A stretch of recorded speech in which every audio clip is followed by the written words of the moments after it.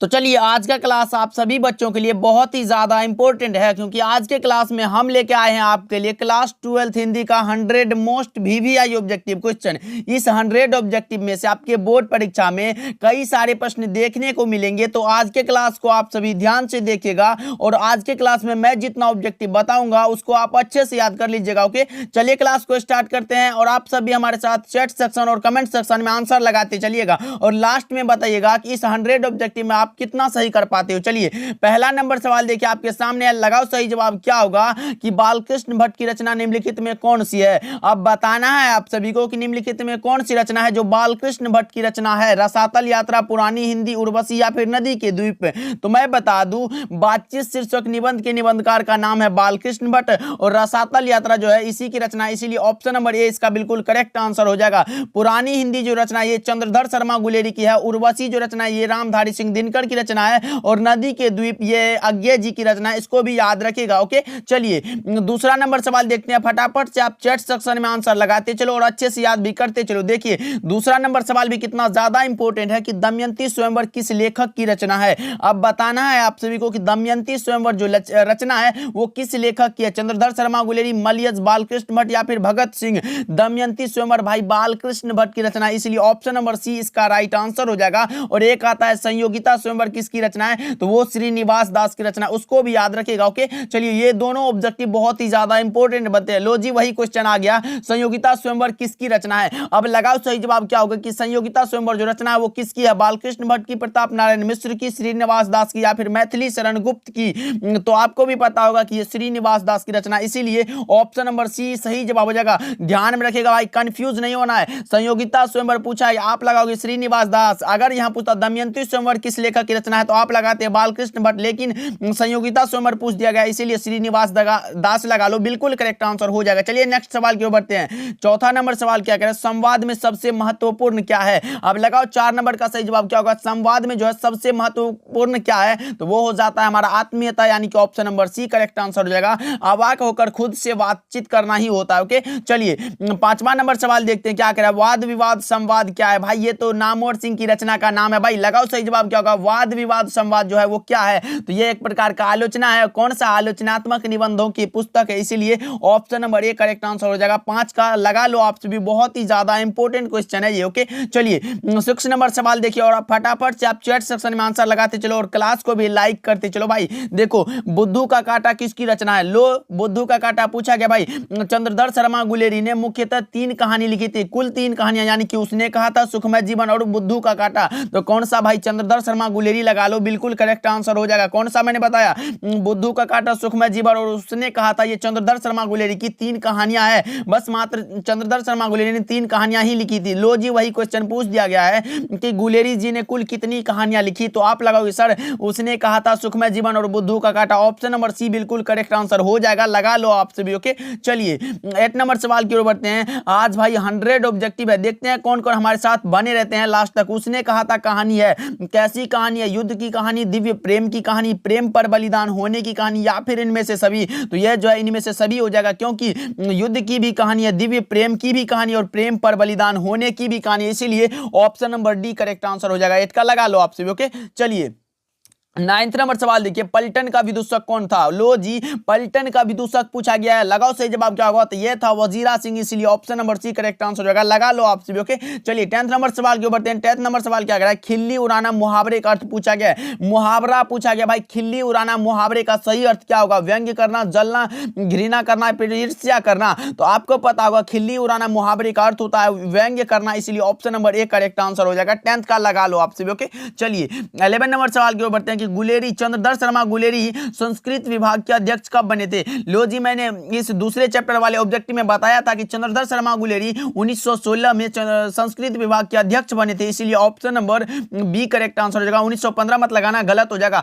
1915 में उसने कहा था कहानी प्रकाशित हुआ था चंद्रधर शर्मा गुलेरी का, उसको भी याद रखिएगा, क्योंकि ये सारे ऑब्जेक्टिव बहुत ही ज्यादा इंपॉर्टेंट बनते हैं आपके बोर्ड परीक्षा के लिए। जयप्रकाश नारायण का जन्म कहां हुआ था। जन्म स्थान पूछा गया आप सभी से, किसका, जयप्रकाश जयप्रकाश नारायण का, लोकनायक जयप्रकाश नारायण का जन्म स्थान पूछा गया है, इसका जन्म स्थान है सिताबदियारा गांव, इसलिए option number B correct answer हो जाएगा। लगा लो आप सभी। ओके, चलिए 13 नंबर सवाल की ओर बढ़ते हैं। जयप्रकाश नारायण के स्वास्थ्य पर निगरानी रखने वाले डॉक्टर का क्या नाम था? अब लगाओ सही जवाब क्या होगा। जयप्रकाश नारायण यानी कि लोकनायक जयप्रकाश नारायण के स्वास्थ्य पर निगरानी रखने वाले डॉक्टर का क्या नाम था? तो यह नाम था डॉक्टर रहमान, इसलिए option number A correct answer हो जाएगा। 13 का लगा लो आप सभी। चलिए 14 नंबर सवाल की ओर बढ़ते हैं। प्रभावती देवी जयप्रकाश नारायण की कौन थी? भाई पत्नी का नाम था प्रभावती देवी, कौन सा? पत्नी हो जाएगा, इसलिए option number A correct answer हो जाएगा। और माताजी का नाम था फुलरानी और पिताजी का नाम था हर्षु दयाल, इसको भी याद रखना। ओके, चलिए 15 नंबर सवाल की ओर बढ़ते हैं कि लेनिन की मृत्यु कब हुई थी? ये तो भाई बहुत ही ज्यादा इंपॉर्टेंट है, लगा लो आप सभी। VVI ऑब्जेक्टिव है, क्योंकि आपके बोर्ड परीक्षा में एक बार छोड़ के एक बार पूछ दिए जाते हैं। और ये इसका सही जवाब हो जाएगा 1924 में लेनिन की मृत्यु हुई थी 1924 में। और जयप्रकाश नारायण मार्क्सवादी भी बने थे, कब? 1924 में, इसको भी याद रखिएगा। ओके, चलिए नेक्स्ट सवाल की ओर बढ़ते हैं। जयप्रकाश नारायण मार्क्सवादी कब बने थे? लो जी, वही क्वेश्चन बोल दिए जो मैं बोलता हूं वही क्वेश्चन नीचे आ जाता है। जयप्रकाश नारायण मार्क्सवादी कब बने थे? अब लगाओ सही जवाब क्या होगा। अभी तो मैंने बताया कि 1924 में जयप्रकाश नारायण मार्क्सवादी बने थे, इसीलिए option number D correct answer हो जाएगा। और क्या बताया मैंने कि लेनिन की मृत्यु कब हुई थी? तो 1924 में, और जयप्रकाश नारायण मार्क्सवादी भी 1924 में ही बने थे, याद रखिएगा। चलिए 17 नंबर सवाल है, पुरस्कार शब्द का विलोम क्या होगा? उल्टा शब्द पूछा गया। भाई लगाओ सही जवाब क्या होगा। विपरीतार्थक शब्द किसका? पुरस्कार का विपरीतार्थक शब्द यानी कि सीधा हो जाएगा दंड, option number A correct answer हो जाएगा। पुरस्कार का विलोम हो जाएगा दंड, लगा लो आप सभी। चलिए 18 नंबर सवाल की ओर बढ़ते हैं। युद्ध और शांति की समस्या पर लिखी गई काव्य कृति कौन सी है? भाई युद्ध और शांति की समस्या पर भाई अर्धनारीश्वर चैप्टर का ये क्वेश्चन है, लगाओ सही जवाब क्या होगा। नील कुसुम, कुरुक्षेत्र, द्वंद्व गीत या फिर रश्मि रथी? तो मैं बता दूं युद्ध और शांति की समस्या पर लिखी गई काव्य कृति है कुरुक्षेत्र, इसलिए option number B correct answer हो जाएगा। और कुरुक्षेत्र जो रचना है ये है रामधारी सिंह दिनकर जी की, इसको भी याद रखिएगा। ओके, चलिए 19 नंबर सवाल है, शुद्ध कविता की खोज, ये भी रामधारी सिंह दिनकर की रचना है। भाई शुद्ध कविता की खोज का प्रकाशन वर्ष पूछा गया आपसे विशेष, लगाओ सही जवाब क्या होगा। 19 का सही जवाब क्या होगा। तो मैं बता दूं शुद्ध कविता की खोज का प्रकाशन वर्ष है 1966 ईस्वी में, इसलिए option number B correct answer हो जाएगा। चलिए 20 नंबर सवाल की ओर बढ़ते हैं। संस्कृति के 4 अध्याय निम्नलिखित में किसकी रचना है? संस्कृति के 4 अध्याय होगा यहाँ, चार अध्याय जो निम्नलिखित में रचना है वो है रामधारी सिंह दिनकर की, राष्ट्र कवि दिनकर जी की, इसलिए option number A correct answer हो जाएगा। और एक बात और ध्यान में रखिएगा कि संस्कृति के 4 अध्याय रचना के लिए रामधारी सिंह दिनकर को साहित्य अकादमी का पुरस्कार दिया गया था, इसको भी याद रखिएगा क्योंकि ये बहुत ही ज्यादा इंपॉर्टेंट था। चलिए 21 नंबर सवाल के ऊपर बढ़ते हैं। अर्धनारीश्वर पाठ के लेखक कौन है? अर्धनारीश्वर भाई आधा नारी और आधा पुरुष, कौन सा? शंकर और पार्वती का कल्पित रूप है और इसके रचनाकार का नाम है रामधारी सिंह दिनकर। क्या? रामधारी सिंह दिनकर, लगा लो आप सभी, option number B correct answer हो जाएगा। चलिए 22 नंबर सवाल के ऊपर बढ़ते हैं। मालती का पति क्या है? अब लगाओ सही जवाब क्या होगा। मालती का पति क्या है? वकील है, डॉक्टर है, प्राध्यापक है या फिर अभियंता है? तो आपको भी पता होगा इसका पति एक डॉक्टर है, इसलिए option number B correct answer हो जाएगा, लगा लो आप सभी। चलिए 23 नंबर सवाल की ओर बढ़ते हैं। 23 नंबर सवाल देखो कितना ज्यादा इंपॉर्टेंट है। अज्ञे की माता जी का क्या नाम है? सच्चिदानंद हीरानंद वात्स्यायन अज्ञे की माता जी का नाम पूछा गया है। तो आपको भी पता होगा कि पिताजी का नाम था डॉक्टर हीरानंद शास्त्री और माता जी का नाम है वयंती देवी, इसीलिए ऑप्शन नंबर बी इसका राइट आंसर हो जाएगा। 23 का लगा लो आप सभी। 24 नंबर सवाल है, कायर का विलोम क्या होगा? कायर का उल्टा पूछा गया आप सभी से, तो लगाओ सही जवाब क्या होगा। शक्तिशाली का तो यहाँ कोई अर्थ ही नहीं है, पहलवान का भी कोई अर्थ नहीं, लेकिन बहादुर हो जाएगा सही जवाब, कायर का हो जाएगा बहादुर। 24 का A is the correct answer. 25 number सवाल के बढ़ते हैं। पत्थर शब्द का पर्यायवाची शब्द क्या होगा? समान अर्थ पूछा गया, पत्थर का समानार्थी शब्द क्या होगा? तो आपको भी पता होगा, ये हो जाएगा पाषाण, option number A correct answer हो जाएगा, लगा लो आप सभी। ओके, चलिए 26 नंबर सवाल है, रोज शीर्षक कहानी के लेखक कौन है? रोज पाठ के लेखक भाई, रोज एक प्रकार का कहानी है और उसके कहानीकार का नाम है सच्चिदानंद हीरानंद वात्स्यायन अज्ञे, इसलिए option number B correct answer हो जाएगा। 26 का लगा लो आप सभी। 27 नंबर सवाल है, चोरा चोरी कांड कब हुआ था? लो जी, चोरा चोरी कांड ये पूछा गया कब हुआ था, तो यह हुआ था 1922 ईस्वी में, इसलिए ऑप्शन नंबर बी हो जाएगा राइट आंसर, लगा लो आप सभी। 27 का B is the correct answer. 28 number सवाल है, बंदी जीवन किसकी रचना है? अब लगाएंगे आप सभी बंदी जीवन जो रचना है वो किसकी है, तो यह रचना है सचिंद्रनाथ सान्याल की। कौन सा, सचिंद्रनाथ सान्याल की, इसलिए option number D correct answer हो जाएगा। फटाफट से आप रिवीजन करते चलो और याद भी करते चलो भाई, बहुत ही ज्यादा इंपॉर्टेंट सवाल है, क्योंकि ना संघर्ष ना तकलीफ तो क्या खाक मजा है जीने में, बड़े बड़े तूफान थम जाते हैं जब आग लगी हो सीने में। भाई अगर कुछ करने के आपके अंदर जुनून है तो जरूर करोगे, आपको आपका सपना होगा कि आप बोर्ड परीक्षा में टॉप करोगे तो अवश्य करोगे अगर आपका मेहनत सच्चा होगा। तो देखो 29 नंबर सवाल देखिए आपके सामने, पंजाब की भाषा तथा लिपि की समस्या किस लेखक की रचना है। पंजाब की भाषा तथा लिपि की समस्या जो है ये भगत सिंह की रचना है, इसलिए option number A correct answer हो जाएगा। चलिए 30 नंबर सवाल के ऊपर बढ़ते हैं। क्या कह रहा है देखिए, जी जान शब्द कौन सा समास है। जी और जान भाई कौन सा समास है भाई, तो आप लगाओगे यार ये तो द्वंद्व समास है, इसलिए ऑप्शन नंबर बी इसका राइट आंसर हो जाएगा। चलिए 31 नंबर सवाल के ऊपर बढ़ते हैं। अंडे से जन्म लेने वाला क्या कहलाता है। अंडे से जन्म लेने वाला कहलाता है अंडज। कौन सा, अंडज, इसीलिए option number A correct answer हो जाएगा। चलिए 32 नंबर सवाल के ऊपर बढ़ते हैं कि जगदीश चंद्र माथुर ने किस विश्वविद्यालय से एमए उत्तीर्ण किया। अब लगाएंगे आप सभी, जगदीश चंद्र माथुर ओ सदानीरा निबंध के निबंधकार का नाम है। जगदीश चंद्र माथुर ने किस विश्वविद्यालय से एमए उत्तीर्ण किया था, तो 32 का सही जवाब लगाओ आप सभी, क्या होगा, तो यह हो जाएगा इलाहाबाद विश्वविद्यालय, इसलिए option number A correct answer हो जाएगा। चलिए 33 नंबर सवाल के ऊपर बढ़ते हैं। बहुजन संप्रेषण के माध्यम से पुस्तक किसने लिखी है। बहुजन संप्रेषण के माध्यम नामक पुस्तक किसने लिखी है, तो यह भी लिखी है जगदीश चंद्र माथुर ने, इसलिए ऑप्शन नंबर बी क्या हो जाएगा, तो सही जवाब हो जाएगा। चलिए 34 नंबर सवाल के ऊपर बढ़ते हैं। चंपारण में धांगड़ कहां से आए। चंपारण में धांगड़ कहां से आए थे भाई, 34 का सही जवाब लगाओ, तो ये आए थे छोटा नागपुर से, option number C correct answer हो जाएगा। चलिए 35 नंबर सवाल के ऊपर बढ़ते हैं। गांधी जी को महुए के पेड़ के नीचे किसने जगह दी थी। अब लगाओ, गांधी जी को महुए के पेड़ के नीचे किसने जगह दी थी, ये दी थी मठ के महंत ने, इसीलिए ऑप्शन नंबर सी इसका राइट आंसर हो जाएगा। 35 का C is the correct answer.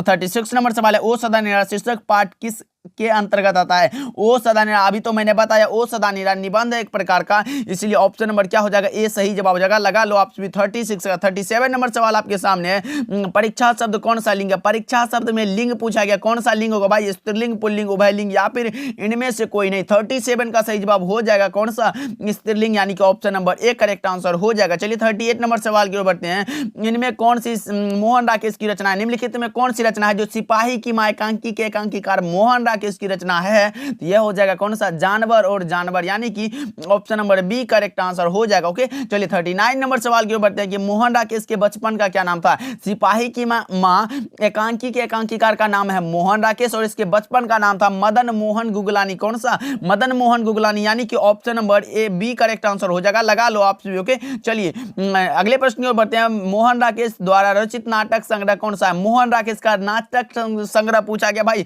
उत्तर प्रियदर्शी, पहला राजा, सत्य हरिश्चंद्र या फिर आषाढ़ का एक दिन। उत्तर प्रियदर्शी भाई ये तो अज्ञा जी की रचना है, लेकिन आषाढ़ का एक दिन जो है ये मोहन राकेश का नाटक संग्रह है, याद रखिएगा। चलिए 41 नंबर सवाल की ओर बढ़ते हैं। अर्वाचीन शब्द का विलोम क्या होगा। उल्टा शब्द पूछा गया, अर्वाचीन का हो जाएगा प्राचीन। कौन सा भाई, ऑप्शन नंबर बी हो जाएगा। 41 का B is the correct answer. लगा लो आप सभी। ओके, चलिए 42 नंबर सवाल है। निम्नलिखित में कौन प्रलय की छाया के कवि है। प्रलय की छाया के कवि जयशंकर प्रसाद को बोलते हैं, इसलिए option number B C correct answer हो जाएगा। लगा लो आप सभी। 42 का C is the correct answer. Okay, चलिए 43 नंबर सवाल के ऊपर बढ़ते हैं। कविता के नए प्रतिमान के लेखक कौन है। अब लगाओ, कविता के नए प्रतिमान के लेखक कौन सा है भाई। कविता के नए प्रतिमान के लेखक है नामवर सिंह, और नामवर सिंह को कविता के नए प्रतिमान के लिए साहित्य अकादमी का पुरस्कार भी दिया गया था, याद रखिएगा। ओके, चलिए 44 नंबर सवाल है। नामवर सिंह का जन्म स्थान कहाँ है। जन्म कहाँ हुआ था भाई नामवर सिंह का। लगाओ 44 का सही जवाब क्या हुआ, तो यह हुआ था जीयनपुर, वाराणसी, उत्तर प्रदेश में। कौन सा, जीयनपुर में, वाराणसी में, उत्तर प्रदेश में, इसलिए option number A correct answer हो जाएगा। ओके, चलिए 45 नंबर सवाल है। लिरिक शब्द का पर्यायवाची क्या होगा। लिरिक का पर्याय हो जाएगा कौन सा भाई, तो यह हो जाएगा प्रगीत, यानी कि ऑप्शन नंबर ए राइट आंसर होने वाला है। 46 नंबर सवाल है। नामवर सिंह द्वारा प्रगीत और समाज क्या है। प्रगीत और समाज क्या है भाई, 46 का सही जवाब लगाओ, यह एक प्रकार का निबंध है और नामवर सिंह की रचना है। लगा लो आप सभी। चलिए 47 नंबर सवाल आपके सामने। ओम प्रकाश वाल्मीकि की रचना कौन सी है। निम्नलिखित में कौन सी रचना है जो ओम प्रकाश वाल्मीकि की रचना है। उसने कहा था कहानी के लेखक हैं कौन भाई, गुलेरी जी। क्या, गुलेरी जी इसके लेखक हैं। और जूठन जो ये ओम प्रकाश वाल्मीकि की रचना है। ओम प्रगीत और समाज ये नामवर सिंह की रचना, रोज ये अज्ञे की रचना है, लेकिन जूठन हो जाएगा। सही जवाब लगा लो आप सभी। ओके, चलिए 48 नंबर सवाल के ऊपर बढ़ते हैं। मलयज का मूल नाम क्या था। मूल नाम पूछा गया आप सभी से। थे, इसका मूल नाम था भरत जी श्रीवास्तव। कौन सा? ऑप्शन नंबर बी इसका राइट आंसर हो जाएगा 48 का। 49 नंबर सवाल के बढ़ते हैं। तिरिच कहानी के लेखक कौन है? तिरिच भाई उदय प्रकाश की रचना है। तिरिच एक प्रकार का कहानी है और इसके कहानीकार का नाम है उदय प्रकाश, इसीलिए ऑप्शन नंबर सी लगा लो, बिल्कुल करेक्ट आंसर हो जाएगा। भाई अब की बार एग्जाम में 4 डालना है, जैसा क्वेश्चन पूछो जहां से भी पूछो, हम लोग यहां तैयारी में लगे हैं। चलिए 50 नंबर सवाल के बढ़ते हैं। एंड 100 का आधा ऑब्जेक्टिव हो चुका है भाई, लगाओ सही सही जवाब क्या होगा। जे कृष्णमूर्ति का पूरा नाम क्या है? जे कृष्णमूर्ति का जो पूरा नाम है इसका नाम है जिद्दू कृष्णमूर्ति। क्या? जिद्दू कृष्णमूर्ति, इसीलिए option number B correct answer हो जाएगा। और इसके पिताजी का नाम था नारायणा जिद्दू, इसको भी याद रखिएगा, आपके बोर्ड परीक्षा में पूछा जाता है कि जे कृष्णमूर्ति के पिताजी का क्या नाम था, तो नारायणा जिद्दू। ओके चलिए 51 नंबर सवाल के बढ़ते हैं। लिडवेटर की नजर में जे कृष्णमूर्ति क्या थे? लिडवेटर जो है उसकी नजर में जे कृष्णमूर्ति थे विश्व शिक्षक। कौन सा? ऑप्शन नंबर सी इसका राइट आंसर हो जाएगा, लगा लो आप सभी। 52 नंबर सवाल है। ओ सदानेरा शीर्षक पाठ के लेखक कौन है? ओ सदानेरा भाई एक प्रकार का निबंध है और उसके निबंधकार का नाम है जगदीश चंद्र माथुर, इसीलिए ऑप्शन नंबर डी इसका क्या हो जाएगा, तो सही जवाब हो जाएगा, लगा लो आप सभी। ओके चलिए 53 नंबर सवाल है। अनुराग का विलोम क्या होगा? अनुराग का विलोम हो जाएगा उल्टा, यानी उल्टा कब पूछा गया है तो आप लगाओगे विराग, यानी कि option number B correct answer है। अनुराग का उल्टा हो जाएगा विराग, लगा लो आप सभी। चलिए 54 नंबर सवाल है। बालकृष्ण भट्ट मोटा मोटी कुल कितने निबंध लिखे थे? बातचीत शीर्षक निबंध के निबंधकार बालकृष्ण भट्ट ने मोटा मोटी कुल 1000 निबंध लिखे थे, option number A correct answer हो जाएगा। 1000 के आसपास लिखे थे, 1000 नहीं। ओके चलिए 55 नंबर सवाल है। भूषण की कौन सी कृति है? निम्नलिखित में कौन सी रचना है जो भूषण जी की रचना है भाई? लगाओ सही जवाब क्या होगा। शिवराज भूषण, शिवा बावनी, छत्रसाल दशक, ये उपरोक्त सब यानी कि option number D correct answer हो जाएगा, क्योंकि यह भूषण जी की ही रचना है। शिवराज भूषण, शिवा बावनी और छत्रसाल दशक। ओके चलिए 56 नंबर सवाल है। भूषण के पिता का क्या नाम था? 56 का सही जवाब लगाएंगे आप सभी की भूषण के पिताजी का क्या नाम था, तो इनके पिताजी का नाम था रत्नाकर त्रिपाठी, आपको भी पता होगा। ओके इसलिए ऑप्शन नंबर डी लगा लो, बिल्कुल करेक्ट आंसर हो जाएगा। 57 नंबर सवाल को बढ़ते हैं। जयशंकर प्रसाद का उपन्यास निम्नलिखित में कौन सा है? उपन्यास पूछा गया किसका, तो जयशंकर प्रसाद का होना चाहिए कंकाल, तितली, इरावती, या फिर इनमें से सभी, तो आप लगाओगे इनमें से सभी, क्योंकि कंकाल जो है तितली है और इरावती ये सभी इनकी क्या है, तो आप लगाओगे सर ये उपन्यास है, इसलिए option number D correct answer हो जाएगा। 58 नंबर सवाल के ऊपर जयशंकर प्रसाद का जन्म कहां है? जन्म स्थान पूछा गया कहां है भाई जयशंकर प्रसाद का जन्म स्थान। 58 का सही जवाब लगाएंगे आप सभी तो यह हो जाएगा वाराणसी उत्तर प्रदेश, इसलिए option number A correct answer हो जाएगा। 59 नंबर सवाल के ऊपर सुकून की तलाश किसकी रचना? सुकून की तलाश भाई यह रचना जो है यह है शमशेर बहादुर सिंह की रचना, इसीलिए ऑप्शन नंबर बी लगा लो, बिल्कुल राइट आंसर हो जाएगा। चलिए 60 नंबर सवाल के बढ़ते हैं। हिंदी की लिपि क्या है? हिंदी की लिपि भाई देवनागरी लिपि होती है। क्या? हिंदी की लिपि देवनागरी होती है, इसलिए option number A correct answer हो जाएगा। और अंग्रेजी की रोमन होती है, उसको भी याद रखिएगा। चलिए 61 नंबर सवाल है। छाती ठोकना मुहावरे का अर्थ क्या होता है? छाती ठोकना भाई मुहावरे का अर्थ क्या होता है? लगाओ सही जवाब क्या होगा। प्रशंसा करना, घमंड करना, विश्वास दिलाना या फिर ध्यान आकर्षित करना। 61 का सही जवाब लगाओ, यह हो जाएगा प्रशंसा करना, यानी कि option number A correct answer हो जाएगा। ओके चलिए 62 नंबर सवाल के ऊपर बढ़ते हैं। एक आंख से देखना, अब लगाओ जी एक आंख से देखना। हमारे पास दो आंख है, अब एक आंख को बंद करके तो नहीं देख सकते हैं, तो लगाओ सही जवाब क्या होगा, तो यह हो जाएगा कौन सा भाई समान रूप से देखना, सबको एक रूप से देखना, इसलिए option number C correct answer हो जाएगा। चलिए 63 नंबर सवाल के ऊपर बढ़ते हैं। जायसी जी को हुआ था, क्या हुआ था भाई? मलिक मोहम्मद जायसी को हुआ था चेचक। क्या? चेचक के कारण मलिक मोहम्मद जायसी रूपहीन थे, इसीलिए option number A correct answer हो जाएगा, लगा लो आप सभी। ओके और दाई आंख और कान से ये वंचित भी थी। ओके चलिए 64 नंबर सवाल की ओर बढ़ते हैं। करबक कहां से लिया गया? करबक जो पाठ है वो कहां से लिया गया? जो कि मलिक मोहम्मद जायसी की रचना, और यह पद्मावत से लिया गया, इसलिए option number D correct answer हो जाएगा, लगा लो आप सभी। पद्मावत जो है ये मलिक मोहम्मद जायसी की रचना है, लेकिन अगर यहां पूछ दे पद्मावती किसकी रचना है, तो वो भाई बालकृष्ण भट्ट की रचना है। दोनों में अंतर समझो, पद्मावत और पद्मावती। पद्मावत जो है ये मलिक मोहम्मद जायसी की रचना है और पद्मावती बालकृष्ण भट्ट की रचना है। कंफ्यूजन दूर कर लो भाई। चलिए 65 नंबर सवाल के बढ़ते हैं। निम्नलिखित में कौन सी रचना दिनकर जी की नहीं है? निम्नलिखित में कौन सी रचना है जो रामधारी सिंह दिनकर की है? अब लगाएंगे सही जवाब क्या होगा। निम्नलिखित में कौन सी रचना है जो रामधारी सिंह दिनकर की है?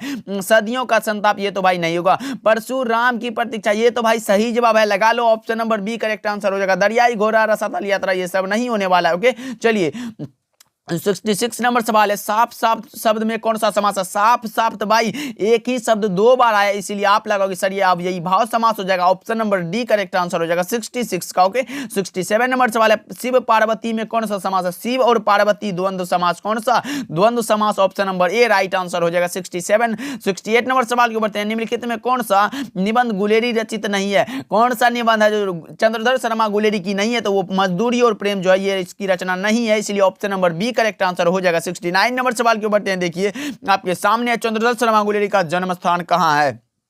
अब लगाओ आपसे भी, चंद्रधर शर्मा गुलेरी का जन्म स्थान पूछा गया है। जन्म स्थान जयपुर राजस्थान। कहां? जन्म स्थान जयपुर राजस्थान। छोटा सा भाई ट्रिक ही समझो, जन्म स्थान जयपुर राजस्थान। अगर पूछ दे मूल निवास कहां है तो आप लगाओगे गुलेर कांगड़ा हिमाचल प्रदेश, इसको भी याद रखिएगा। ओके चलिए 70 नंबर सवाल के ऊपर हैं, खिलेगा तो देखेंगे किनकी कृति है? खिलेगा तो देखेंगे ये रचना जो है वो किसकी है भाई? लगाओ 70 का सही जवाब क्या होगा बताओ आपसे भी, अशोक वाजपेयी, मोहन राकेश दिनकर या फिर विनोद कुमार शुक्ल? 70 का सही जवाब लगाएंगे आपसे तो यह हो जाएगा विनोद कुमार शुक्ल, इसीलिए option number D correct answer हो जाएगा। लगा लो आपसे भी। 71 नंबर सवाल है, आत्महत्या के विरुद्ध किनकी रचना है? किनकी कृति है भाई? आत्महत्या के विरुद्ध जो रचना है वो किनकी है? तो यह रचना है रघुवीर सहाय की, इसलिए option number A correct answer हो जाएगा। 72 नंबर सवाल के ऊपर हैं, जो सब कुछ भक्षण करने वाला है भाई, जो सब कुछ खाता है भक्षण करता है, यानी कि उसको कह सकते हैं सर्व मतलब सभी और भक्ष्य मतलब खाने वाला, इसीलिए option number A correct answer हो जाएगा। लगा लो आपसे भी 72 का इज द करेक्ट आंसर।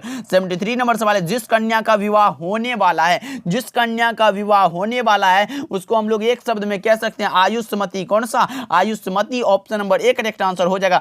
उसका विवाह हुआ नहीं है, होने वाला है। पुत्र वियोग कविता में कवित्री का खिलौना क्या है भाई? पुत्र वियोग कविता जो है उसमें कवित्री का जो खिलौना है उसका पुत्र है। क्या? उसका पुत्र असमय ही उसके पुत्र की मृत्यु हो जाती है, इसीलिए यह कविता लिखा गया है, पुत्र वियोग कविता का नाम है। ओके 75 नंबर सवाल के ऊपर हैं, सुभद्रा कुमारी चौहान का जन्म कहां हुआ था? सुभद्रा कुमारी चौहान का जन्म हुआ था भाई कौन सा? इलाहाबाद उत्तर प्रदेश में, इसलिए 75 का B is the correct answer. लगा लो आप सभी। ओके चलिए 76 नंबर सवाल के ऊपर हैं, व्युत्पत्ति की दृष्टि से पत्थर शब्द की कौन सी प्रकृति है? विदेशी, देशज, तद्भव या फिर तत्सम? 76 का सही जवाब लगाओ तो यह हो जाएगा तद्भव, इसलिए option number C correct answer हो जाएगा 76 का। 77 नंबर सवाल है, ओम प्रकाश वाल्मीकि को कौन सा पुरस्कार मिला था? कौन सा पुरस्कार मिला था भाई? परिवेश सम्मान ये भी मिला था, जयश्री सम्मान ये तो मिला ही था, कथाक्रम सम्मान ये भी मिला था, तो कौन सा हो जाएगा? ऑप्शन नंबर डी का लगा लो जी, बहुत ही ज्यादा सही जवाब हो जाएगा। 78 नंबर सवाल के ऊपर हैं, नाभादास का जन्म कब हुआ था? नाभादास जी का जन्म पूछा गया भाई, यह हुआ था अनुमानतः 1570 में, इसलिए option number B correct answer हो जाएगा। चलिए 79 नंबर सवाल के ऊपर हैं, कबीर किस में भेदभाव नहीं करते हैं? कबीर जो है किस में भेद नहीं करते हैं भाई? वो हिंदू और मुस्लिम में, इसलिए ऑप्शन नंबर डी इसका राइट आंसर हो जाएगा। 80 नंबर सवाल के ऊपर हैं, दमयंती स्वयंवर किस लेखक की रचना? दमयंती स्वयंवर जो रचना है वो किस लेखक की रचना है? तो अभी मैंने बता चुका ये बालकृष्ण भट्ट की रचना है, इसलिए option number C correct answer हो जाएगा भाई। रिवीजन करते चलो। 81 नंबर सवाल है, संपूर्ण क्रांति की शुरुआत कब हुई थी? संपूर्ण क्रांति की शुरुआत हुई थी 5 जून 1974 को। कौन सा? 5 जून 1974 को पटना के गांधी मैदान में, इसलिए option number A correct answer हो जाएगा। संपूर्ण क्रांति जो रचना है वो है किसकी? लोकनायक जयप्रकाश नारायण की, इसको भी याद रखिएगा। ओके चलिए 82 नंबर सवाल के ऊपर देखिए, जयप्रकाश नारायण को समाज सेवा के लिए किस पुरस्कार से सम्मानित किया गया था? जयप्रकाश नारायण को 1965 ईस्वी में समाज सेवा के लिए मैग्सेस सम्मान पुरस्कार दिया गया था, इसलिए option number C correct answer हो जाएगा। और 1998 में भारत रत्न दिया गया था, इसको भी याद रखिएगा। ओके चलिए 83 नंबर सवाल के ऊपर हैं, फणीश्वर नाथ रेणु की पुस्तक है, कौन सी पुस्तक है जो फणीश्वर नाथ रेणु की है? ये मैला आंचल जो रचना है ये फणीश्वर नाथ रेणु की है, इसलिए option number D correct answer हो जाएगा। 84 नंबर सवाल की ओर बढ़ते हैं, तुलसीदास ने घर का परित्याग क्यों किया था भाई? पत्नी के फटकार के कारण। कौन सा?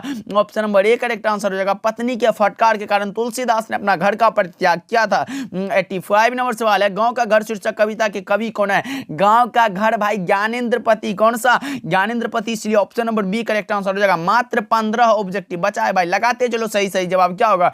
86 नंबर सवाल के ऊपर हैं, साहित्य का विशेषण क्या होगा? साहित्य का विशेषण क्या होगा? तो साहित्यिक हो जाएगा, इसीलिए हो जाएगा option number B is the correct answer. लगा लो आप सभी। ओके चलिए नेक्स्ट सवाल क्यों बढ़ते हैं 87 नंबर सवाल क्यों बढ़ते हैं, जाति का विशेषण क्या होगा, जाति का भाई विशेषता पूछा गया है तो आप लगाओगे सर इसका जातीय हो जाएगा, इसलिए option number B correct answer हो जाएगा 87 का। ओके चलिए 88 नंबर सवाल क्यों बढ़ते हैं, जगदीश का संधि विच्छेद क्या होगा, जगदीश का संधि विच्छेद जगत जोड़ इस कौन सा जगदीश हो जाएगा, यानी कि option number B correct answer हो जाएगा, लगा लो आप भी। 89 नंबर सवाल क्यों बढ़ते हैं, मिलनसार शब्द में कौन सा प्रत्यय है, प्रत्यय भाई लास्ट में लगता है, उपसर्ग जो है वो पहले लगता है, मिलन जोड़ सार कौन सा, ऑप्शन नंबर डी इसका राइट आंसर हो जाएगा, लगा लो आप भी। 90 नंबर सवाल क्यों बढ़ते हैं, सेनापति शब्द कौन सा समास है, सेना का पति कौन सा, कारक चिन्ह लग गया ना तो आप लगाओगे सर ये तो तत्पुरुष समास है, option number C correct answer हो जाएगा। ओके चलिए 91 नंबर सवाल है, जन्म का विलोम क्या होगा, जन्म का उल्टा भाई मृत्यु कह सकते हो आप, इसलिए option number A correct answer हो जाएगा।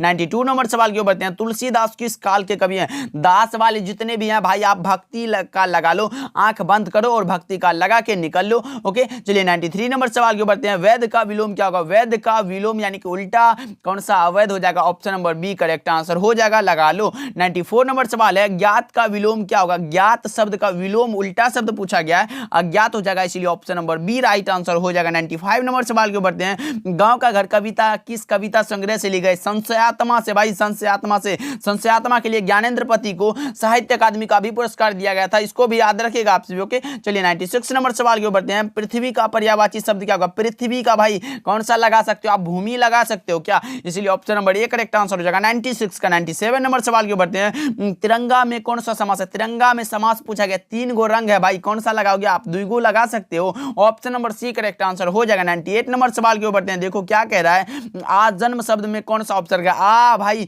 कौन सा भाई, आ जन्म कौन सा उपसर्ग, तो आप लगाओगे सर आ हो जाएगा, इसलिए option number C correct answer हो जाएगा, लगा लो आप सभी। ओके चलिए 99 नंबर सवाल है, संख्यावाचक विशेषण कौन है, संख्या का किसमें बोध हो रहा है भाई, 100 हो जाएगा, यानी 100 का मतलब है 100, यानी कि option number B correct answer हो जाएगा। 100 नंबर सवाल आपके सामने, कवितावली के रचनाकार कौन है, 100 का सही जवाब लगाओ आप सभी, जयसी, तुलसीदास, सूरदास या फिर कबीरदास। क्या आप इसका आंसर कमेंट सेक्शन में बता सकते हो या फिर बता दूं, तो मैं बता दे रहा हूं, कवितावली के रचनाकार का नाम है तुलसीदास, इसलिए option number B correct answer हो जाएगा। एक मैं क्वेश्चन पूछ रहा हूं, आप कमेंट सेक्शन में बताना कि कृष्ण भक्ति धारा के कवि कौन है, ये बताना है आप सभी को कमेंट में, और राम भक्ति धारा के कवि कौन है, ये दोनों बताना है, कृष्ण भक्ति धारा के कवि कौन है और राम भक्ति धारा के कवि कौन है, ये दोनों कमेंट सेक्शन में आपको बताना है, जल्दी जल्दी कमेंट करके बताओ, और बताओ कि 100 ऑब्जेक्टिव में आप कितना सही कर पाए, और क्लास को अभी तक लाइक नहीं किया हो तो जरूर से करिएगा, अपने दोस्तों के पास भी शेयर करिएगा, क्योंकि भाई 100 ऑब्जेक्टिव एक ही क्लास में 20 से 25 मिनट लगा होगा, हो गया होगा क्लास। ओके मिलते हैं अगले क्लास में, तब तक के लिए आप अपना ध्यान रखिएगा, खूब मेहनत करिएगा, मिलते हैं अगले क्लास में।